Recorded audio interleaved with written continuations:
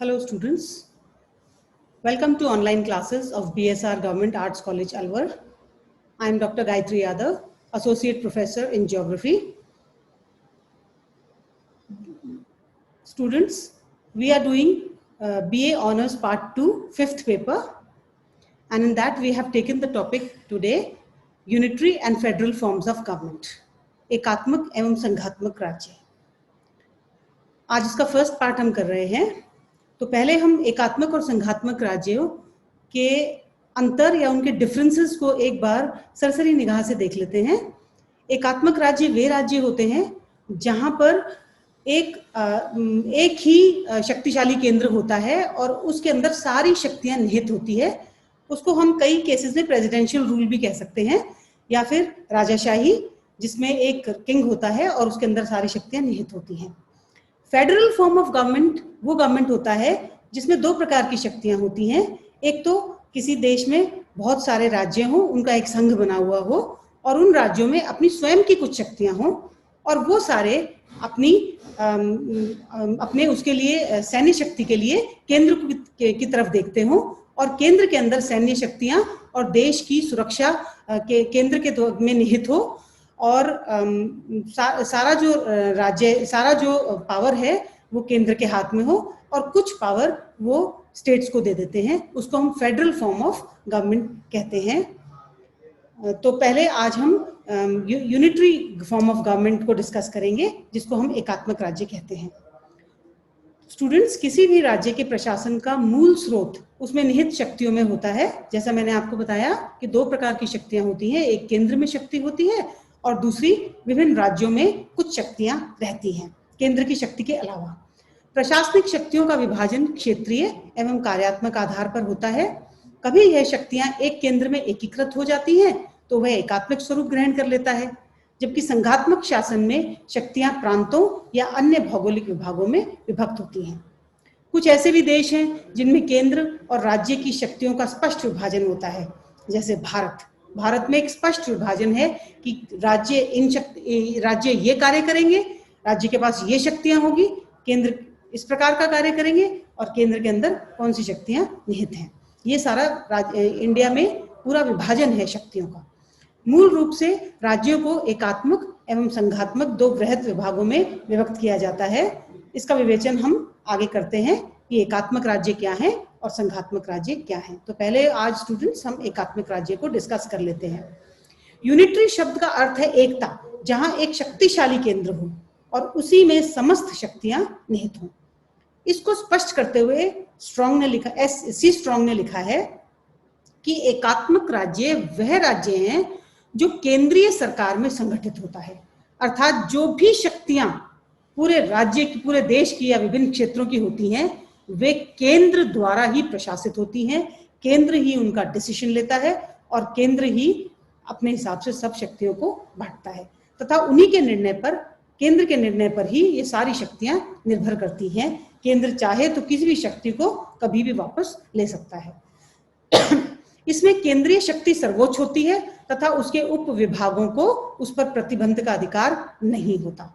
एकात्मक प्रशासन में केंद्रीय व्यवस्थापिका, केंद्रीय कार्यपालिका और केंद्रीय न्यायपालिका सर्वोच्च होती है।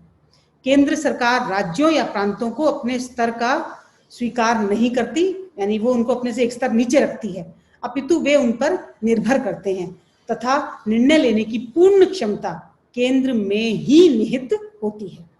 Britain, France, Italy, Denmark, Belgium, Holland, Spain, Norway, Sweden, Turkey, Afghanistan, New Zealand, ये बहुत से देश हैं जिनमें एकात्मक राज्य या यूनिटरी शासन है और केंद्रीय सरकार है।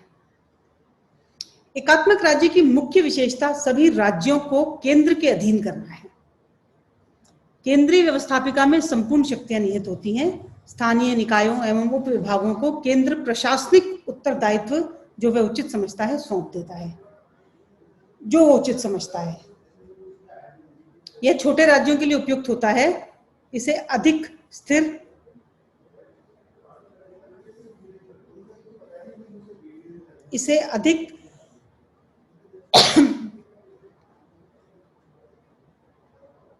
कि एकात्मक राज्य की मुख्य विशेषता सभी प्रांतों को केंद्र के अधीन करना है। केंद्रीय यह छोटे राज्यों के लिए उपयुक्त होता है। इसे अधिक स्थिर, लचीला एवं साधारण माना जाता है, जिसमें प्रशासनिक खर्च कम होता है। किंतु केंद्र में अत्यधिक शक्तियों का केंद्रीयकरण से निरंकुशता की प्रवृत्ति का भय रहता है तथा राज्यों की समस्याओं अथवा विकास की अनदेखी भी होने की संभावना रहती है।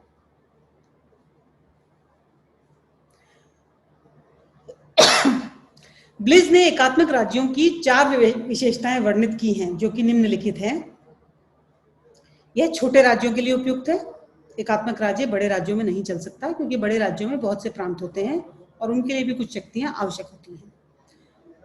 दूसरा, राज्यों का क्षेत्र संगठित होना चाहिए, अर्थात दूर दूर विभक्त नहीं होना चाहिए, तभी वो केंद्रीय शासन द्वारा शासित किए जा सकेंगे। तीसरा, यह राज्य अपेक्षाकृत सघन बसा होना चाहिए। एकात्मक राज्य, चौथा, एकात्मक राज्य में एक मूल स्थल होना चाहिए।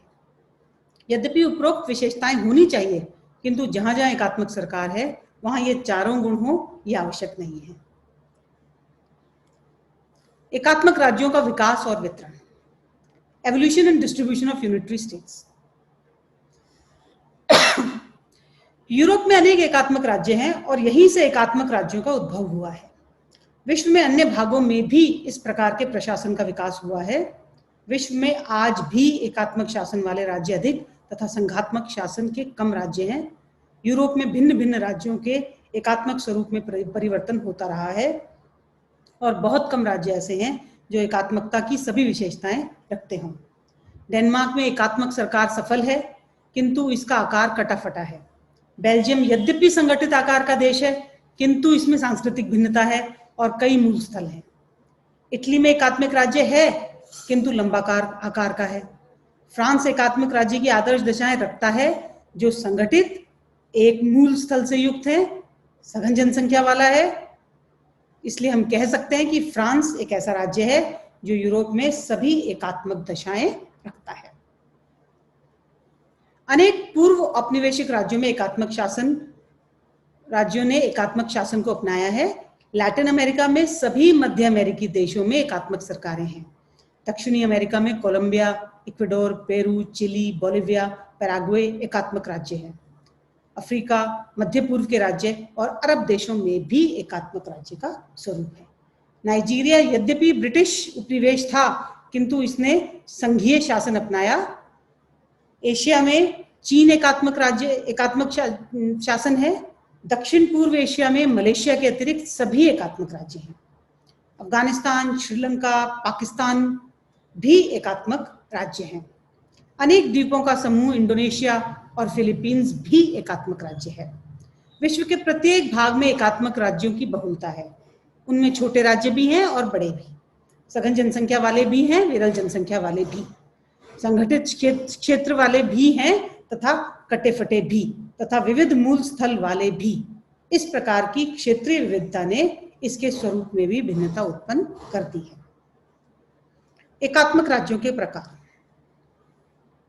एकात्मक राज्यों में एकता एवं समरूपता का वर्णन किया जाता है, किंतु इनमें सांस्कृतिक भिन्नता भी होती है। इनमें अल्पसंख्यक सरकार का बहुसंख्यक जनता पर अपनी इच्छाएं थोपने का भय भी रहता है।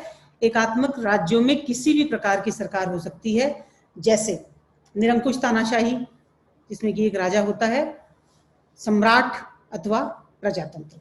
सभी में समय अनुसार राजनीतिक एवं क्षेत्रीय समायोजन की आवश्यकता होती है।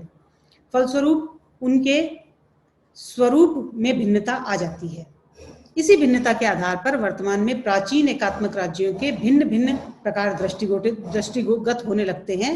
वह है केंद्रीकृत, अत्यधिक केंद्रीय एवं समायोजित।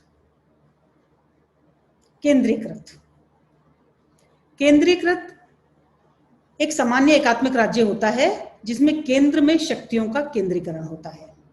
सामान्यतया इन राज्यों में जनसंख्या की एकरूपता होने के कारण वे केंद्र की सत्ता को स्वीकारते रहते हैं।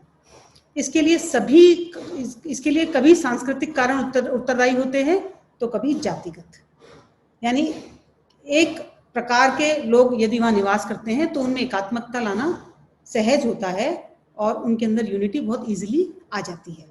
सामान्यतया इन राज्यों में एक मूल स्थल होता है तथा यह राज्य प्रौढ़ावस्था में होते हैं, यानी बहुत पुराने बसे हुए और बहुत पुराने राज्य होते हैं।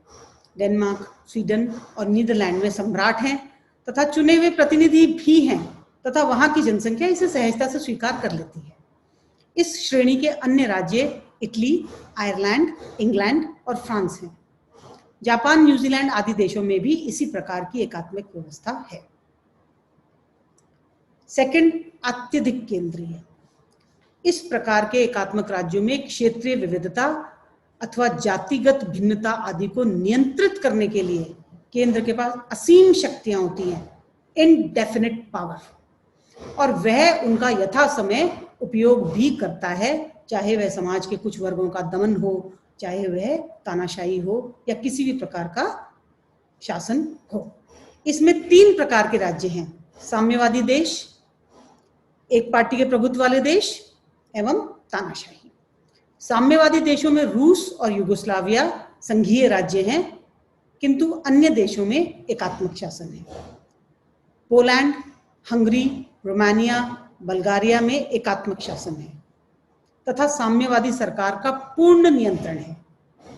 चीन विश्व का सबसे पुराना और वृहद एकात्मक राज्य है जहां साम्यवादी शासन है।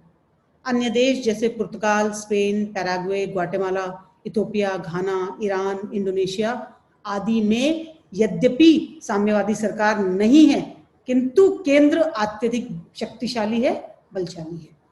अनेक अफ्रीकी एवं एशियाई देशों में शक्ति किसी एक व्यक्ति ने अधिकृत कर ली है, वहां तानाशाही स्वरूप उभर कर आता है। तीसरा प्रकार, समायोजित। तृतीय श्रेणी में वे एकात्मक राज्य हैं जहां विभिन्न समूहों या क्षेत्रों को समायोजित कर अधिकारों को उनके अनुरूप परिवर्तित कर दिया जाता है। इसका सर्वोत्तम उदाहरण ग्रेट ब्रिटेन है, जहां विकेंद्रीकरण द्वारा समायोजन किया गया है।